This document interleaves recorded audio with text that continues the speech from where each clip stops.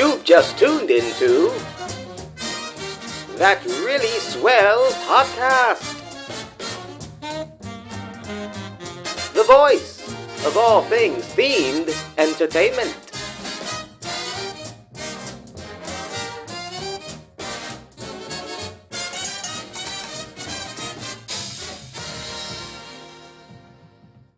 Hi everybody, welcome to episode 9 of That Really Swell Podcast. Hi everybody, welcome to episode 9 of That Really Swell Podcast. Good job. If you're new, welcome. If you are a returning listener slash viewer, welcome back. We're glad you're coming back. That means a lot to us. My name's Julie. I am your host. I'm here with my good friend and co-host Alex, aka Triple M, Mr. Maker Mouse, Triple M. Say hi to the people, Alex. I think I'm going to go on secret missions now and call myself Triple M. Triple M. But I won't get anything done. You just be too stuck in your head to do anything. I'll just, value. trip on a mission and hurt my knee. Back to Mr. Maker Mouse. I can't go on. Triple X, you take over. Family. X Factor. So in today's show, we are oh my gosh, we're so close to the finale. We're in episode 9 and I am realizing we are so close to the season finale. It would mean more if they knew how many episodes we're going for. We have 11 episodes and we're in 9 now. Yes. Crazy. We're almost there. I'm very close to going back to sleep. I'm just so close. You want to go back to sleep now? Well, no, after I finish editing all the shows. Oh, I see. Okay. Yeah. That's what he's looking forward to. So continuing our then and now season, today we are going to go to Walt Disney World and we are headed to Disney MGM Studios. I was just about to say it. Can you at least give me a little bit of credit here? I want to say some stuff sometimes. I want to participate. Okay, hold on, okay? Just wait. We're continuing our Then and Now series, and today we are headed to Disney's. Yeah. Disney's Hollywood Studios. No! What? You just messed it up! What did I do? We're going back. So we're going back to what it was before Disney's Hollywood Studios, which you blurted out and rudely interrupted me before, which is... Well, I don't want to say it now because I feel stupid. We're going to Disney's MGM Studios, and we are going to talk about the great movie ride. The great movie ride. The greatest ride for movies. Of movies. That was great. It was great. Because it was the movie ride. Of movies, yeah. Great. So Disney's MGM Studios opened on May 1st, 1989. And then the great movie ride, it was, actually, you might like this, Alex. This was originally supposed to be a main attraction in Epcot, have its own pavilion in Epcot. And it was originally called Great Moments at the Movies. I think I remember reading that somewhere and thought terrible. You don't think, okay, Epcot snob. Do you not think that this would fit? Why? I mean, they answered it for me. That's why they made a brand new park. It just doesn't, it's film. What does film have to do with future and technology? I know there's an answer there, but I mean directly with what Epcot ended up being. So you're just asking a rhetorical question then. You don't want me to actually give you an answer. I mean, I know the answer, but yeah, right. In a broader sense, it wouldn't work, no. So Disney CEO at the time, Michael Eisner, and WDI President Marty Sklar agreed, or not agreed with Alex. It's not like they had a meeting with him, but they kind of saw what Alex is saying, which the idea was strong enough to have its own whole new theme park, like to be in its own in the theme park. I'm telling you, people had issues with Eisner, but he had some innovations. Yeah, there were good ideas. So the Great Movie Ride, can you tell me what theater? This is not part of the trivia, so you're not going to get any credit for this. So do you know the name of the theater that the Great Movie Ride was inside a replica of? So I always call it the Chinese theater, but I know there's another official name in front of that, but I always forget. It's like starts with a G, I think. Mm-hmm. But I can never remember. It's the Grauman's Chinese Theater. So in the ride, actually, let's talk a little bit about the theater. And they haven't changed this, like even to this day. The outside of the theater, with the exception of the signage, it's the same on the floor. There's still the handprints in cement with all the actors and actresses, and Kermit's in there too. Yep. Their signatures and stuff. So they kept that, which I thought was pretty cool. So it's, they wanted to just replicate that as best as they could. So the likenesses of actors, do you remember the busts? I don't think they have those anymore. The busts of the actors, there was like a bunch of them on the side. I don't think that's there anymore. No, they took that out, but they kept the handprints, which I thought were cool. So I'm going to talk a little bit about the statistics of the ride, because we love stats. We love stats. Stats for nerds. Stats for nerds, for all you nerdlingers out there. These are the Great Movie Ride. The Great Movie Ride statistics.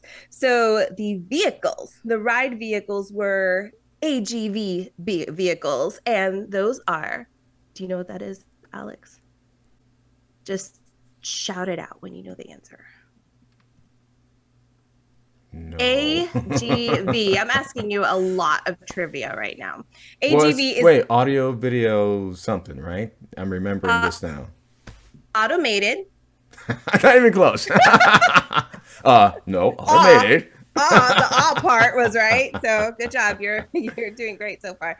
Automated guided vehicles. So you said GV. Never mind. That destroys my whole audio video. AGV. Automated guided vehicles. Dyslexia. I remember when when MGM Studios opened and I was a kid and we would go into the Great Movie Ride. I would remember going where they would the loading area, and I thought that I was like, wow, these vehicles are so massive, because they took up the entire area. And they sat like a bunch of people, but I'll get into those stats right now. So I thought that it was massive, but there was actually only 2 cars in the ride vehicle. There were 6 rows per car. So I guess it was just a lot of room. The cars were big. So it made me think that there was maybe a lot more than, there was. So you thought they were massive, but us sophisticated Epcot people had already seen something bigger. Sophisticated. These are cute. They're a little quaint, not like the Universe of Energy cars, but I'll take it. Are these vehicles for ants? There were 70 riders per vehicle. So that's a lot, Yeah. But of course there were other rides and attractions that held more people in there, but for some reason, I guess because it took up the entire loading area, that I thought it was huge. They were big still. It was still big. Yeah. So it held 70 riders, and there were 6 rows per car. So that alone, it was like they could go through a ton of people, in one shot. It was a 22-minute ride, which was amazing. Amazing. Gets you out of the heat for 22 minutes. You get to sit for 22 minutes and observe animatronics throughout the entire ride. In 1989, between 1989 and 1998, Coca-Cola sponsored the Great Movie Ride. Yeah. And then after Coca-Cola, which is weird because Coca-Cola is all over Disney, like even to this day. So I'm wondering why they made the decision to end that contract. Well, starting 2015, Turner Classic Movies took over that sponsorship until 2017 when they shut the ride down. I'm surprised Coca-Cola didn't like see it all the way through, because I mean Coca-Cola's in the parks. Yeah. I mean, I don't know. This sponsors. I don't understand sponsorship. They go through them like water, so I don't get it. Sometimes the sponsors, they want to be represented in a different way. I'm not even going to try to understand it. How do you feel about the Great Movie Ride? Like, I know you've ridden it a bunch of times. Do you have any like favorite parts in that ride? Scale of 1 to 10, 10. 10 of what? What is your scale? You just set a scale scale right now. Scale of 1 to 10. Like, 10 being the best. The scale being your favorite, like how much of a favorite ride? Yes. Okay. A good ride. Okay. So 10. It's a top 10. Yeah, that ride was awesome. You got to go through some of the most classic movies in history. And it wasn't just a flat screen with 3D graphics. It was actual physical dimension, depth, and character. It was awesome. Yeah, your whole ride experience was, so you had the cast member which started the ride experience, and they were taking you on this tour and they were controlling the ride vehicle. So the fate of your entire ride depends on this cast member, which you're supposed to front row have them. This is another front. It's another front row. Because if you got the front row, you got to be next to the action. All the action. All of it. All the action. And we'll talk a little bit more about that in a second. So the first genre, when you're in the ride, you go through, like, you have musicals like Footlight Parade, Singing in the Rain, Mary Poppins. When I was a kid, I liked going through that giant theater first, and then like you had all the bubbles. Do you remember all the bubbles? Yeah. With like, yeah. It was amazing. That was like so cool to me. I was like, it's starting. Like, you were going inside the actual movie. Love turning that corner. Super cool. After you go into the giant marquee in the beginning, I love turning that corner. Yeah, that's what I'm saying. It's happening. Yeah, and then you see like all the girls. They were like on a giant pyramid, and then you see all the bubbles and stuff, and that was like, it was super cool to me. Now, so the second genre. Go ahead. Or maybe we should talk about it later, like the little hiccups here and there. But let me just say it now, because I'll probably forget later. But when you have the chorus of girls rotating around, well, that used to rotate around. I think I slightly remember it rotating around. I was too obsessed with the bubbles. And then one day they're like, you know what? Too much maintenance. Shut it down. They didn't even turn anymore. That I remember too. I was like, okay, it's still good. All right. So, and this is where we get into that front row action, right? So after that, the next genre it's a tribute to gangster films, including a 1930s backstreet Chicago and a scene from The Public Enemy. With Cagney. So, Cagney. So, like, you dirty rat, you better open this door. I'm standing out here all day in the cold. It's Disney MGM Studios. Stuff like that. I'm out of your system. So the front row guests in the gangster genre, the ride gets hijacked by one of the gangsters in that scene. So like the cast member just goes away, the gangster takes over, and now you're at the mercy of this gangster who hijacked the. It was kind of at the time. It was a general. Yeah, it was kind of ominous because you would drive into this back alley, like you're saying, and it was dark. It's gritty. It was dark, the and like you're like, what's happening? There's a shootout, right? Yeah, there's a shootout. Where they're using live live rounds. What do they call those? Blanks. They're using live blanks, and you're hearing the gunshots. You're seeing the smoke coming out the guns. You're like, should I duck or something? Taking pictures. And then the gangster tells the cast member to get out of the vehicle or something like that, right? And he takes over and starts driving the car. We're literally kidnapped. And we're just sitting there like, oh, this is cool. All right. Taking pictures, not worried about the cast member. We have no idea where they went. So we were you guy. Nice dreads. Yeah, we were just kidnapped. We have no idea what was happening. After that, we go into the Western genre. The Man with No Name, and then Clint Eastwood. It was like things would like transition super quick, because then after that it would go into Alien. So we would go into, and I love that part because the gangster's like, what is this? Yeah. See, that was cool because like whoever it was that was, once the ride vehicle got hijacked and everything, whoever it was that was piloting the vehicle, it would be like kind of reminiscent of Jungle Cruise, because they would kind of like make jokes as they would go along, and it was, making a little bit light of it because, it kind of like, it felt like breaking the fourth wall of sorts, because they're in this environment with you now, and like they don't know what's happening. With a heavy 1930s, 40s Chicago gangster accent. Right. So they got out of, their genre, and now they're traveling through all these other genres, and they stick out like a sore thumb, but still in character. So they're like experiencing it with all the guests. I thought that was pretty cool. Yeah. So we go into space, and we're inside Nostromo. Is that how you pronounce it? Nostromo? It's been a while since I've seen that movie. Nostromo? Nostromo. No, I'm not going to even bother. I'm not going to try. The spaceship in Alien with Sigourney Weaver, and it was pretty creepy going through that spaceship. There was like the sounds that they used. I don't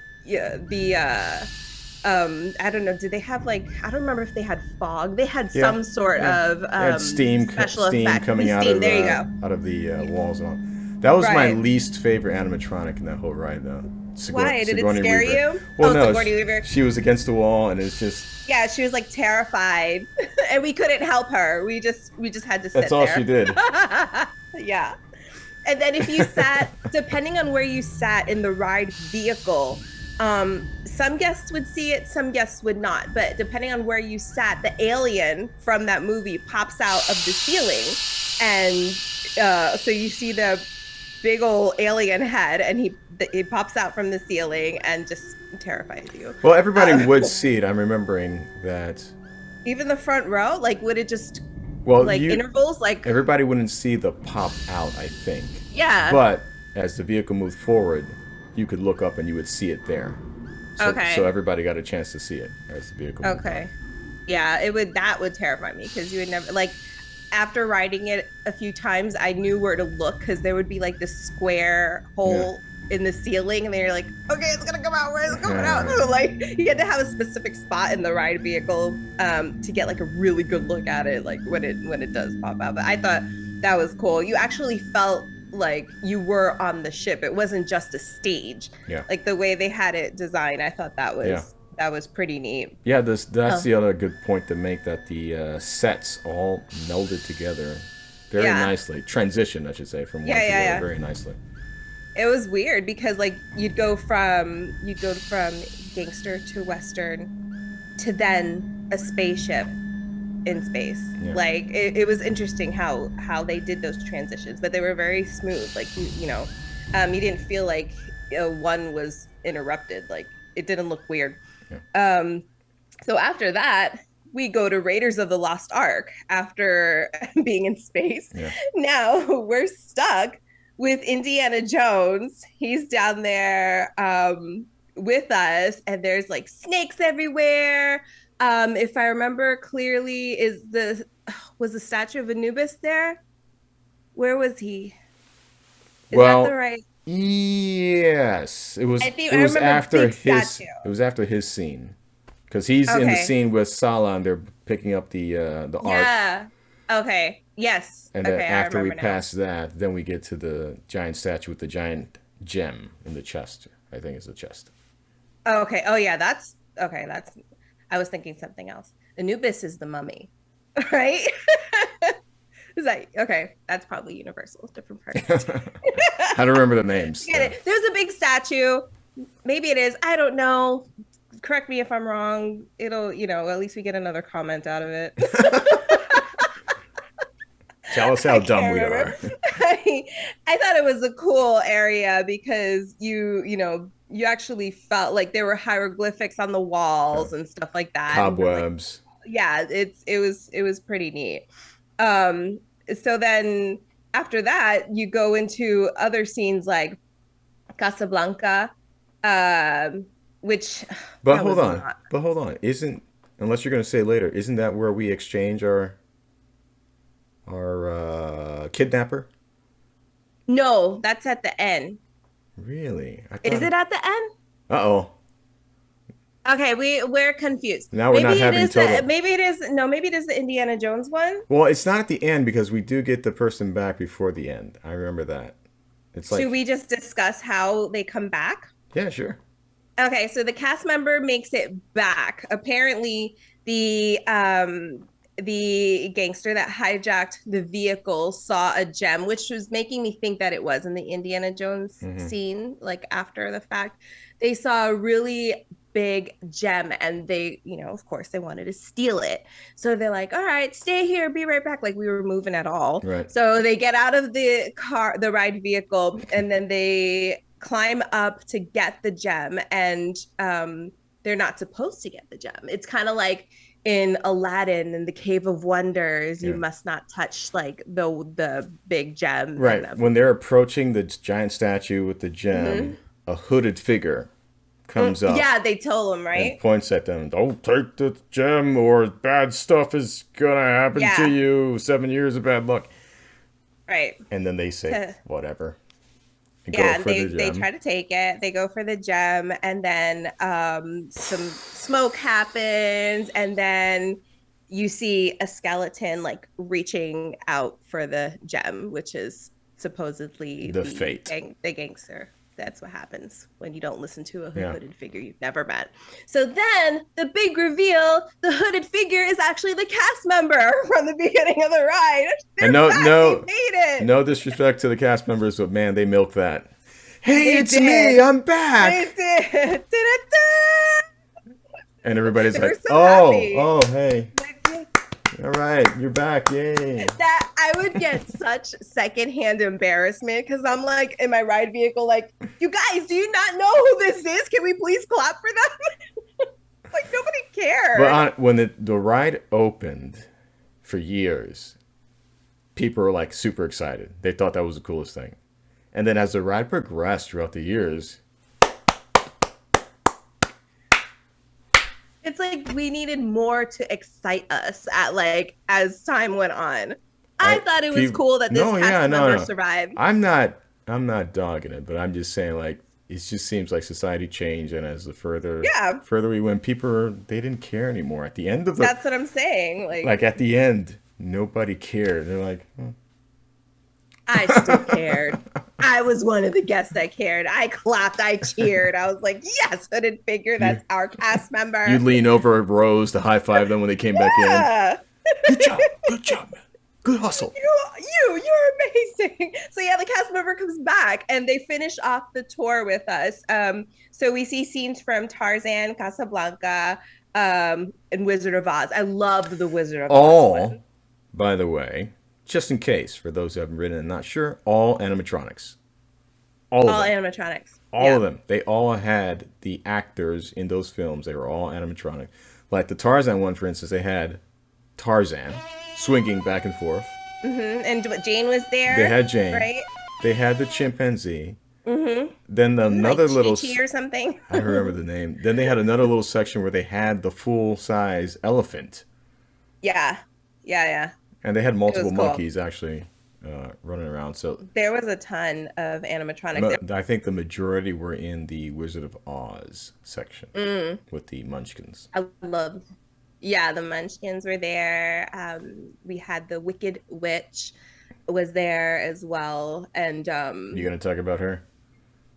You could talk about her being the most, unless you have the facts, because I'm just doing this off of memory. I don't do it off of, I'm trying to remember that. I don't have so you go through, I don't know where this comes up, I don't remember where this comes up in the sequences of events, but you end up in Munchkin Land. So to the left of you and to the right of you, full scale Munchkin houses, the yellow brick road, and when you get there, all of a sudden, all these little Munchkins start coming out of the windows and whatnot.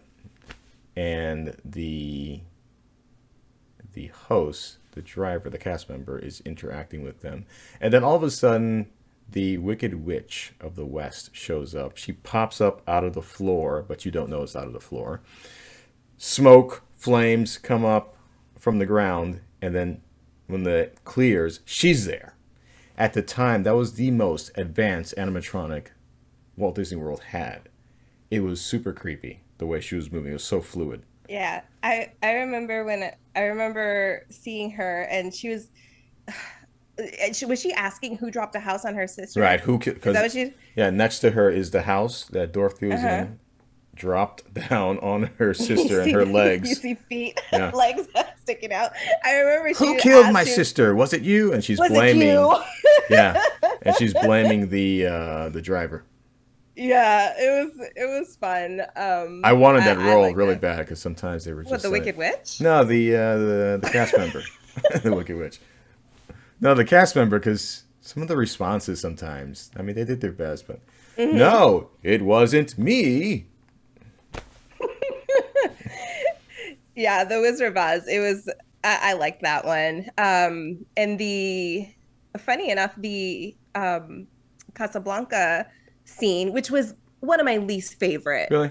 Yeah, because you just sit there and just watch, and like behind, like you could see that it was trying to create. They were trying to give you the sense that it was foggy, like a foggy night. You could see that there was a screen there, and the animatronics were behind the screen. I thought the screen was kind of like, it was just, I couldn't really see the animatronics. I would like just not the screen not to be there. I know they were trying to create fog, but that kind of bothered me. I could see that. I could see that. I think they also not just fog, but the black and white effect of the grainy film. Probably. Grainy film effect. But yeah, I think, there's always hits and misses with these rides. I think the screen was a miss. I don't think whatever they were going for, I don't think they got it quite right. Yeah, they that one I can say that every time we got to that part, I was like, something about it. But I still like the scene. So it's Bogart at the end talking to, I forget the actress name, but two people in the world. I don't know the speech. Don't amount to a hill of beans, something like that. That whole speech at the end of Casablanca. And there's an airplane next to them, and the rudder's trying to start up, and he's basically saying goodbye to him.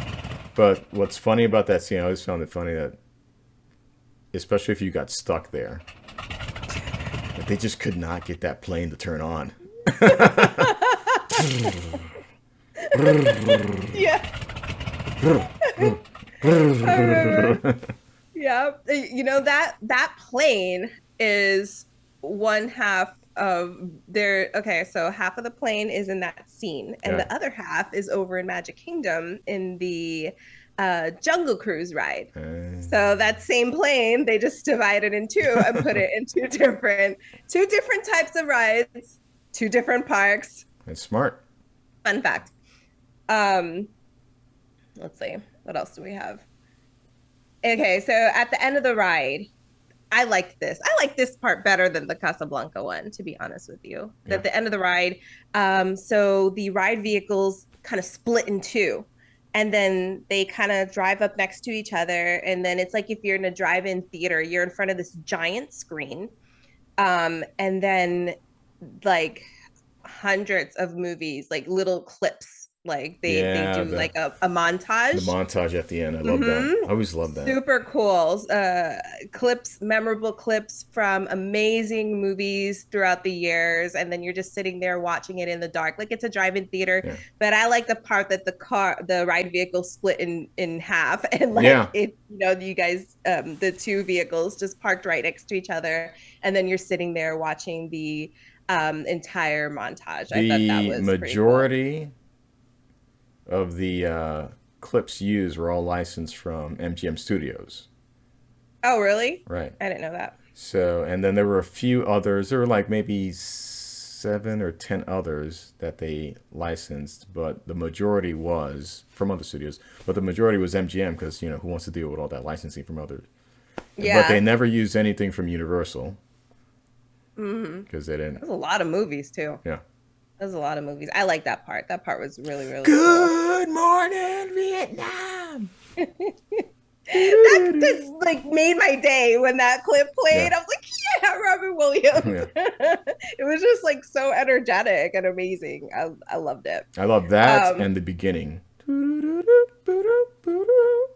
Yeah, like they do the black and white. The Entertainer movies. From Joplin, and they start with Charlie Chaplin, and they go on from there.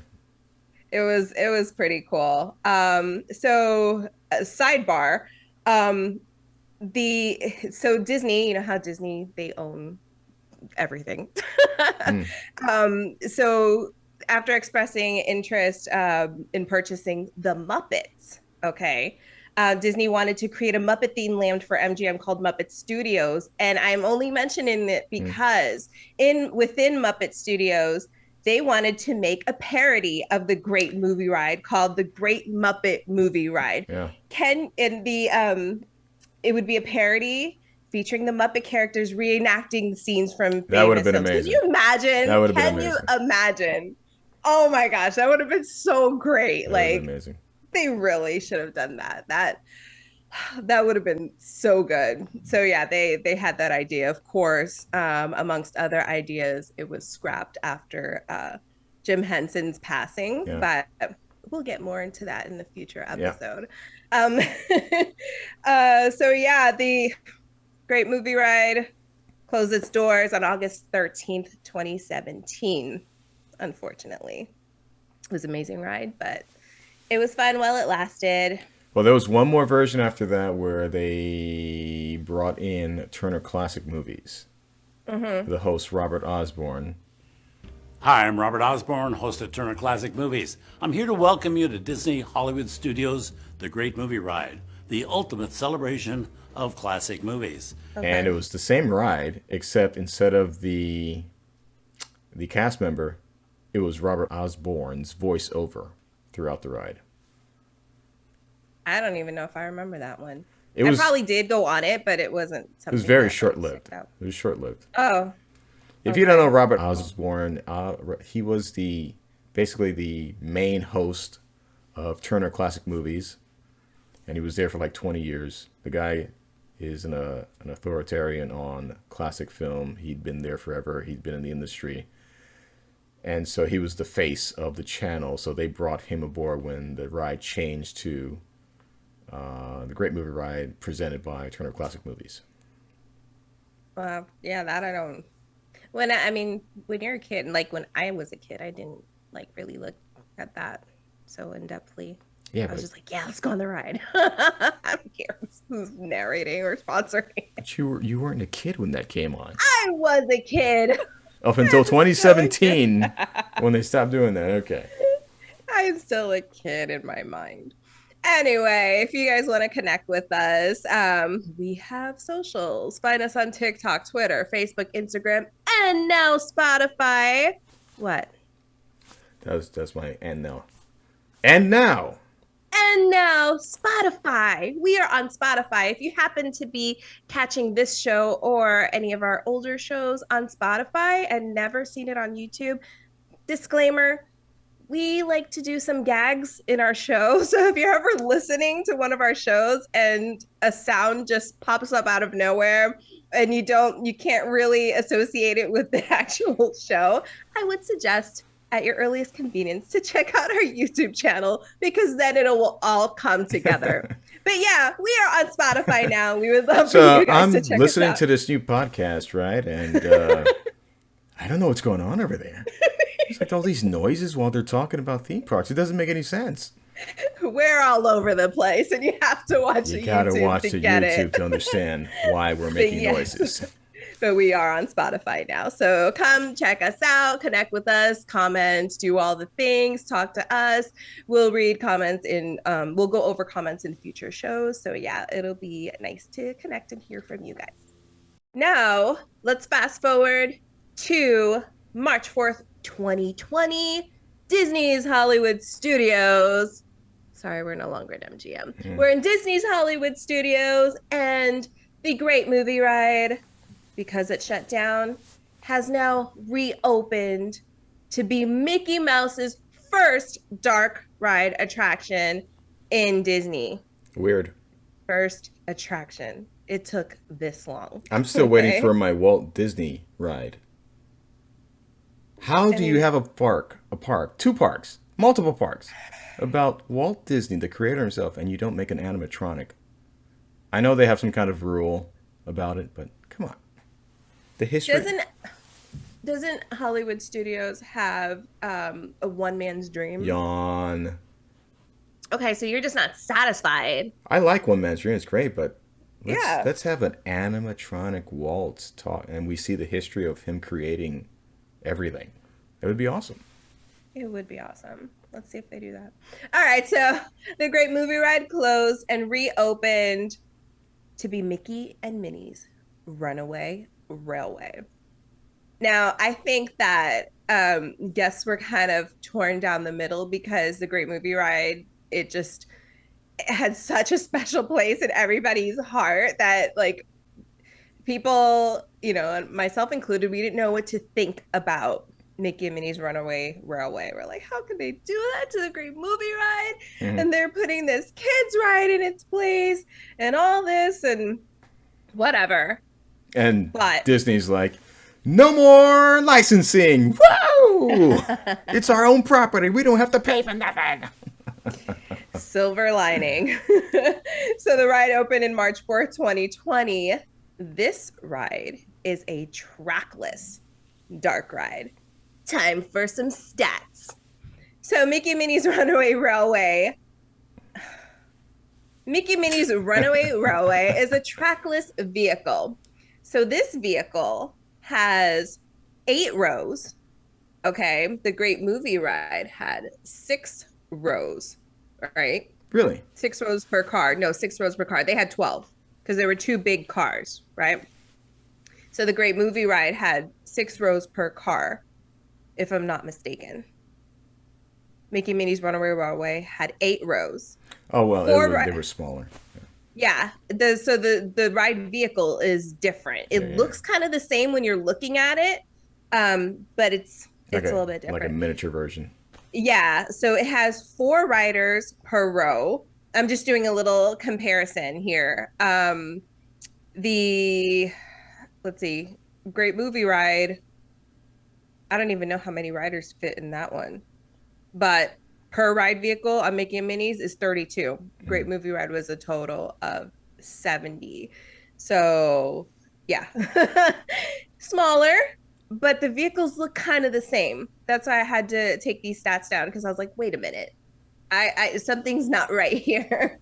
So Mickey and Minnie's Runaway Railway. So it's still okay. At the outside, the theater is still the same on the outside, except they have the big old marquee, not marquee, but the signage. It's glowing. It says Mickey and Minnie's Runaway Railway. It's like bright Vegas lights. I like it. It's so pretty. They added that onto the I don't theater on want the outside. To like it. It's okay. But okay. I do. Okay. Yeah. You gotta go on this ride. Anyway. All right. So the outside is the same. They kept like we were discussing earlier in the episode, they kept the handprints in the cement. The theater, the Grauman's Theater is the same. even on the inside, they added like some posters from the Mickey Mouse shorts on the inside, but they kept everything mainly the same. So the pre-show area, you go into this theater, and then it's standing room only in there. And then you watch a pre-show of a Mickey and Minnie short. So you see the cartoon. The premiere. It's Perfect Picnic. Perfect Picnic. And then, so in Perfect Picnic, if you haven't seen it, Mickey and Minnie get ready for a picnic at the park. And Goofy is the train's conductor. Goofy just does amazing at every job that he has. He's held many jobs. I think there's a correlation there. Doesn't mean he's doing a great job. I think there is a sign that says Employee of the Month with Goofy's name on it in the rides, either the entrance or the exit. I don't remember, but he does that great of a job. He could have made the sign himself, who knows? But anyway, so Mickey and Minnie are getting ready for a nice romantic picnic, and then Pluto's there, and then Goofy comes in. You know, what can go wrong with Goofy being the train's conductor? A little bit more of a setup there, that it's, like you're saying, Goofy's a train conductor. Mm-hmm. He's going along the track. You see it in the cartoon. Mickey and Minnie and Pluto are in their car, driving along the road, and they meet at the tracks. Mm-hmm. That's all I was going to say. Okay. While singing.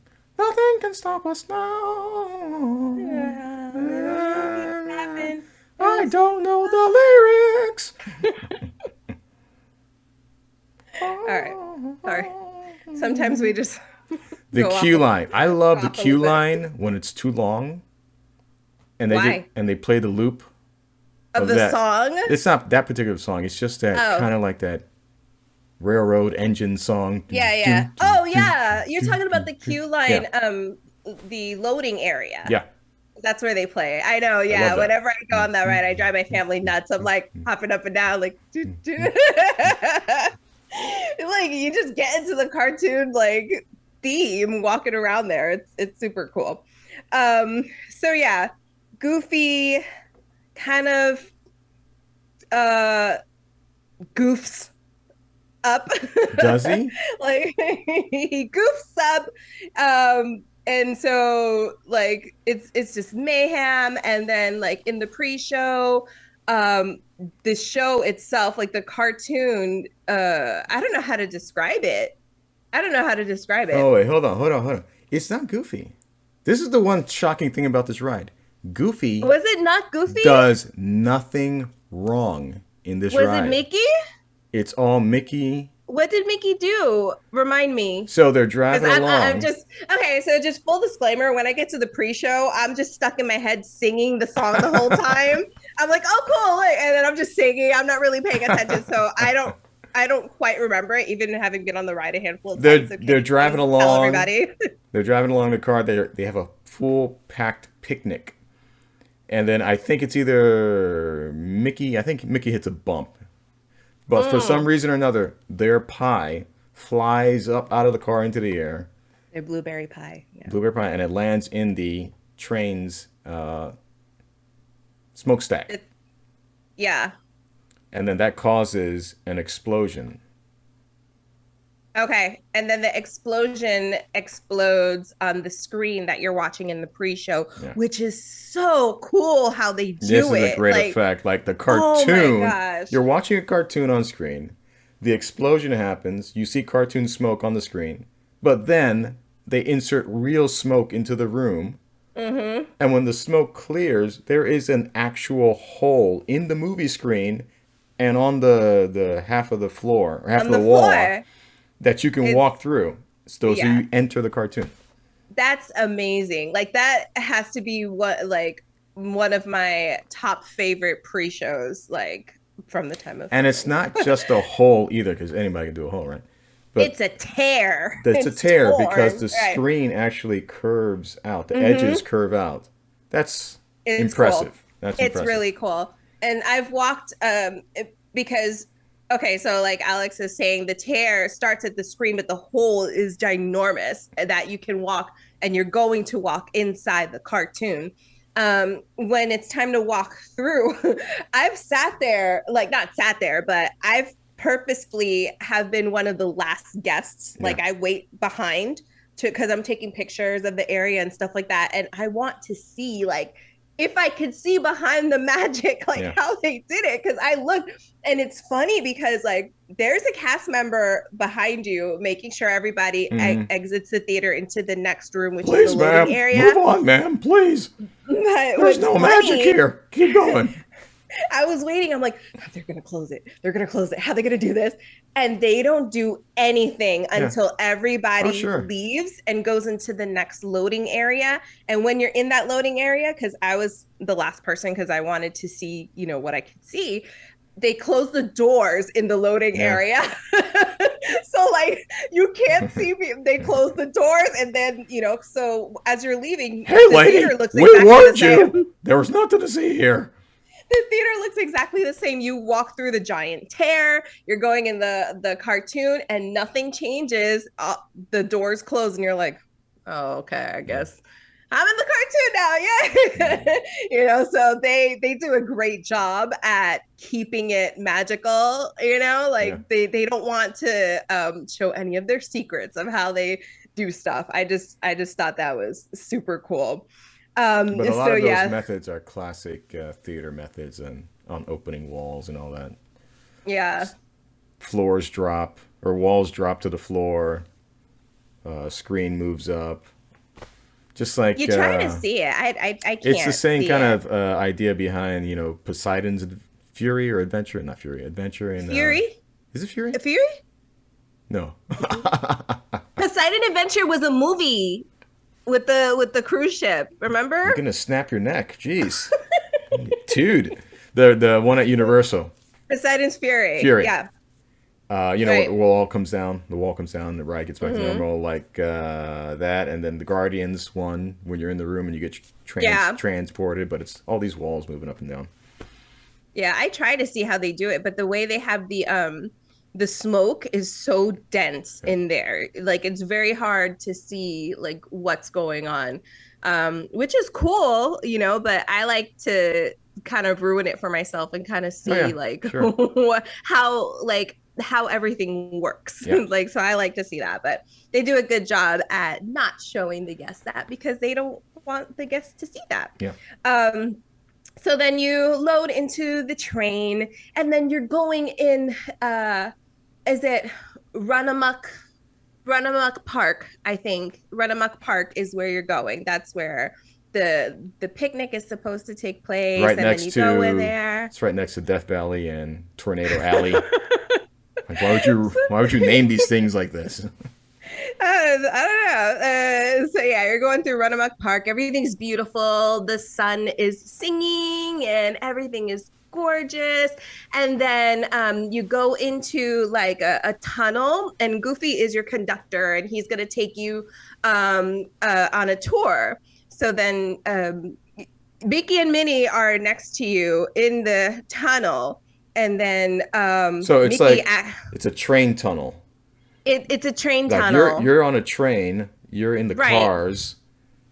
Right. Goofy's in front of you conducting the engine. But then there's a road to the side of you, and then Mickey and Minnie are on the car on the road.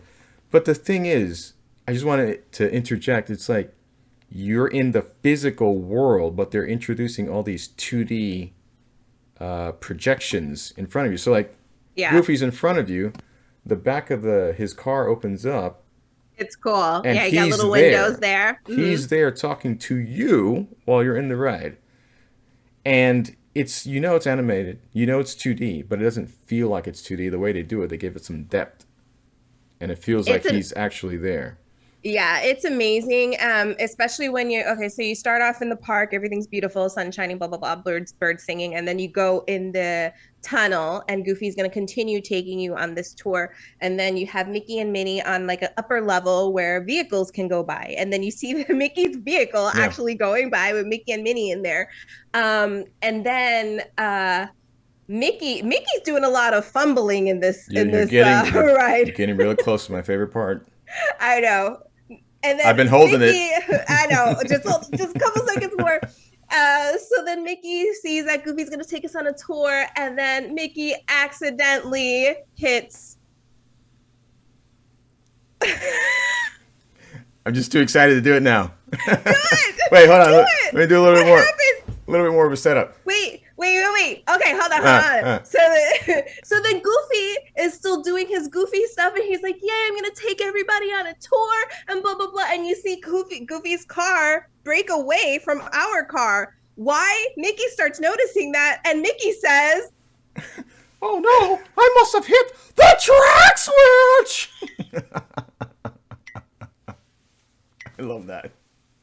His car hits the track switch. It disconnects us from Goofy's front car. So now we're off on our own. We're off on our own. Oh no! I must have hit the track switch. I love it because, like, in these, I was very skeptical of the new animation for Mickey Mouse and Friends. I didn't like it at first. I liked classic Mickey. I did not like this new. Yeah, and I started watching the cartoons, and I'm like, okay, this is not bad. This is not bad. This is why I really appreciate this. This is one of those rides where I appreciate it because the transition made more sense. Because this is about a set of short films, so it works. I didn't think about that. Yeah, it works here, and those Mickey shorts, the new ones. I was never a fan of Mickey Mouse. Didn't really mean anything to me. I never connected to him because he was always so perfect. Like, I can tell you who Goofy, I can always tell you who Goofy was. He was a goof. I can tell you who Donald Duck was. He was a hothead. I could never tell you who Mickey was because he was always so perfect all the time. But with these new shorts, now I can connect to the guy because he has a range of emotions. He makes mistakes. He says stupid things. He's also smart. He's also caring. Like, you see that come out of him.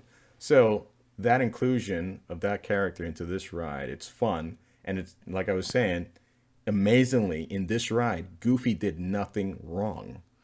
Right, yeah. It was Mickey's fault. The whole ride is Mickey's fault. Yeah, and so Mickey keeps messing up, and that's that's what I was gonna say with the fact that I didn't want to like this new style of animation, but with this new style of animation comes more personality with Mickey and Minnie, especially because like Alex said, they were just perfect in the older style cartoons, and now you see them getting angry. You see them messing up and making mistakes. You see a wide range of emotion between them. My favorite is the anger and frustration with Mickey and Minnie, because I've spent decades of my life seeing these cartoons and never seeing that with them, that it's so funny to me seeing them get angry, seeing them get frustrated. So like you get to see that Mickey accidentally hits the track switch and we separate from Goofy. And so we have our own adventure in the ride. And this is where those vehicles really shine. These trackless vehicles, they're not on a track. They're moving on their own without a track. It's awesome. It's kind of like, if anybody has not been on this ride but has been on Rise of the Resistance, it's kind of the same thing. That same type of technology, which is it's really neat. It's a really great ride. So Mickey and Minnie, because of Mickey's mess up, he's trying to save us because we're off doing whatever, going wherever. So Mickey and Minnie are following us throughout our journey, trying to make sure that we're safe. Yeah. And what's pretty cool, which I didn't notice, I read up on it yesterday, is that Pluto follows us too with the picnic basket. Yeah. So Pluto is in each scene with the little picnic basket. You gotta look for him. Being the best boy, he's just making sure that picnic basket's okay, and he's following us. He's getting messed up along the way. If you see videos of him, I didn't pay attention. I have to watch it next time. He's trying to catch up, and it's ridiculous. Oh, he's a good boy. But the other draw to this, like we really haven't discussed that, is that this is all, I would say, like 99.9% projection mapping, which is you have all these blank surfaces that they've built for the ride. They're not really structures like all the other dark rides you're used to, where they actually have to build a building. Here, if you want a building, you build a blank surface and you project an animated image onto it that looks like a building, and it conforms to the surface. So it feels like it's there, but because it's projected, that means they can animate anything they want on the building, and it looks like it's there. So they did that with there's like a canyon scene. Yeah, that's the first scene, I think, when you go through the canyon. So that's all projected. There's an underwater scene. There's a tunnel. There's a factory, and everything moves. So imagine, like years ago, that would have all been animatronics. Like it's expensive, right? But now they can just project it on there. And then also the rooms kind of, in some cases, morph. So it's a combination of the projection and a combination of like walls moving, and then the image moves with the wall, and you're just like blown away. It's so cool. Like it. So the new technology is 2.5D. is what they call it. So basically like a 3D without glasses. So you don't have the need for the glasses. So they do that to add the depth to all the 2D environments. It's so neat. So like you find yourself in a giant room, like in the first scene, and then the next scene, it's like a more condensed room, but like the rooms, they change according to like the environment that you're in. Which is so neat. And my one of my favorites is the carnival scene. So like you go into this big room and you're in a carnival, and Mickey and Minnie they have like little balloons, they're flying above you eating hot dogs. Why is Mickey like eating when he's supposed to be saving our life? Gotta keep his energy up. Gotta keep the energy up. There's a lot of Easter eggs in that scene too. Yeah, they have a nod to the Great Movie Ride in that particular scene. There's a being that it's a carnival, they have little posters up all over the place, and one of the posters is called the Great Moving Ride. So they decided, in Disney fashion, to do a nod to the previous ride. It's always so small though. Throw them the crumbs. Throw them something. Oh yeah, they have to have something just to stick it in there, whatever it is. It doesn't matter how small. They'll love us. They'll love us anyway. People will find it. And so here's a tip: if you're wearing a hat, if you're wearing Minnie ears in the carnival scene, you gotta remove them, because this has happened to me multiple times. I've almost lost my ears because right after the carnival scene is a tornado. And this tornado is very, very strong. And I'm not kidding. Like my ears have flown off multiple times and I've almost lost them because of this tornado. Like the winds in that room for the tornado are super strong. So just a little tip. They never tell you to remove hats and all that stuff. But when you hit that carnival scene, take off anything that's on your head, because it's gonna fly off. Well, because in the carnival scene, you're driving through the carnival, and then it's Mickey on a balloon, right? He's holding onto a balloon. But Mickey and Minnie are on there. There's a tornado that's pushing them through. Oh yeah, it's coming through the carnival. It's coming through. That's right. It's animated in the carnival background, but then when you get to that next room, it's an actual physical prop giant tornado that's spinning around. Yeah, that's right. Because in the carnival, poor Donald, he's in like a little, an area in the carnival, a little booth. And then the tornado comes around and like the force of the tornado removes his clothes. Poor Donald, he can never catch a break. But yeah, so once you hit that carnival scene, take off your ears, take off your hats, because you're going to lose them. And Pluto is stuck in that tornado as well. Pluto's stuck in the tornado, with the picnic basket. It's an amazing ride, and I know like a lot of people out there that haven't ridden it are very skeptical because you liked Great Movie Ride, and I don't blame you. I loved Great Movie Ride, but they actually did an amazing job with Mickey and Minnie's Runaway Railway, and I think it's really, really, really awesome. I was very surprised. I think. Would you agree that last scene is the best scene? The last scene. Remind me. Hold on. The picnic. The factory. Actually, the factory. When the factory. Yeah. So yeah, they're in a factory, and this is the very last scene. And then like we're about to get crushed. smashed. We're headed towards the Smasher. Okay. And Mickey and Minnie have to save us before we get smashed. Which, yes, they do. Spoiler, they save us. And then the room instantly converts to the picnic area. So that factory, like in a blink of an eye, everything changes and you're right back to the picnic area. And if you haven't been on it, I don't even think you comprehend what we're saying. It's literally, so the walls around you literally change from a factory to a picnic. You're inside and then you are outside.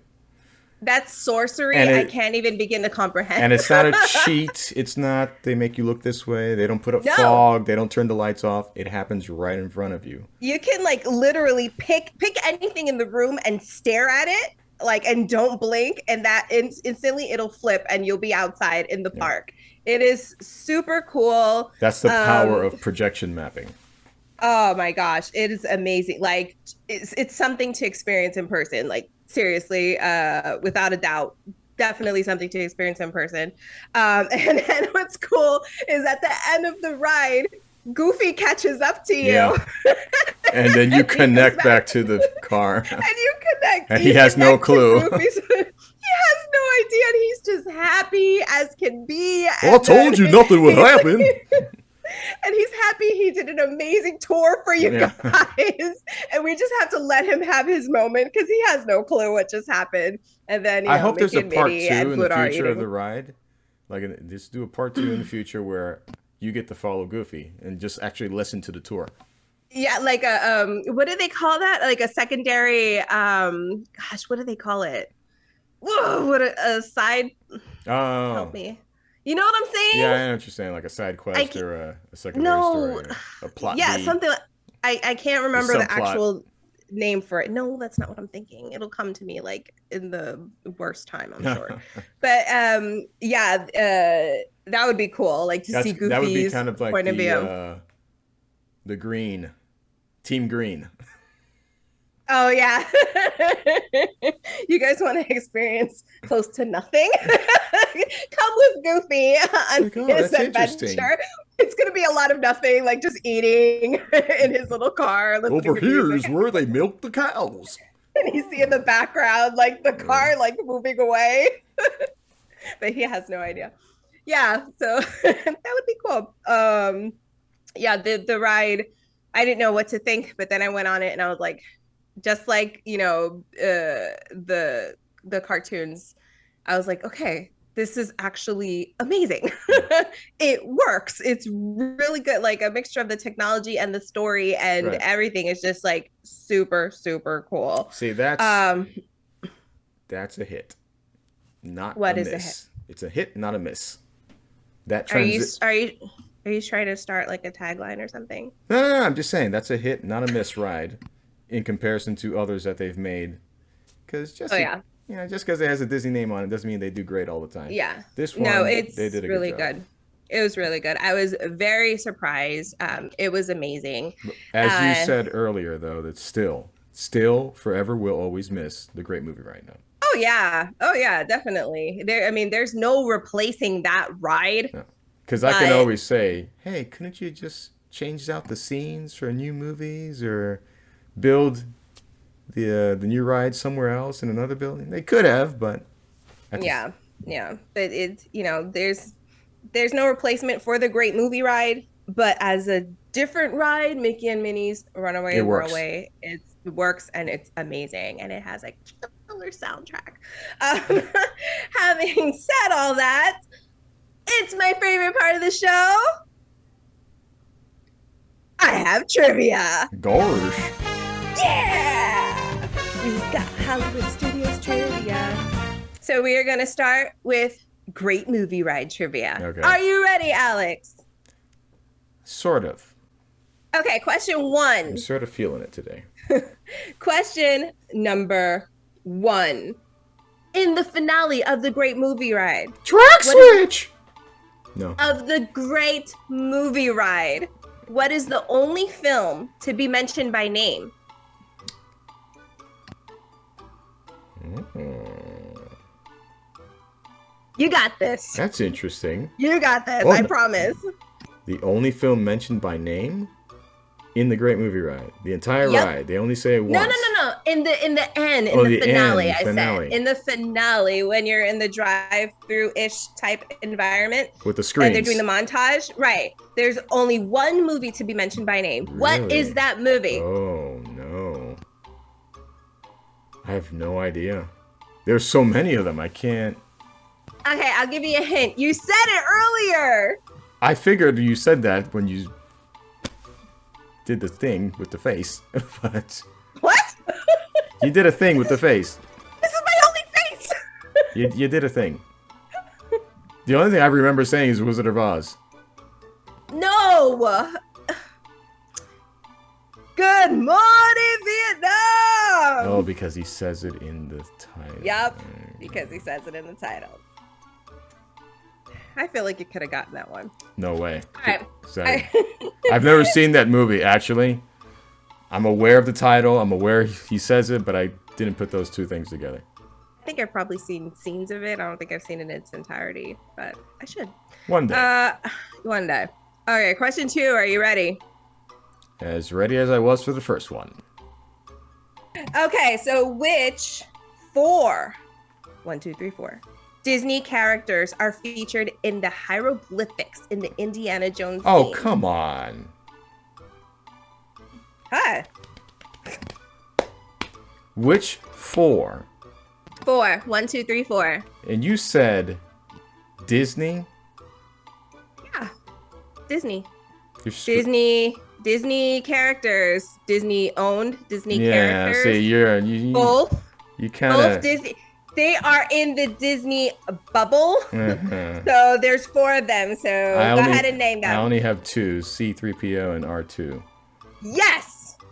50%. There's 2 more. I'm going to assume Mickey's in there. Yes. 1 more. But the last one, that could be anybody. I don't know. I'll just throw out a name because I wouldn't know. Throw out a name. You got this. Come on.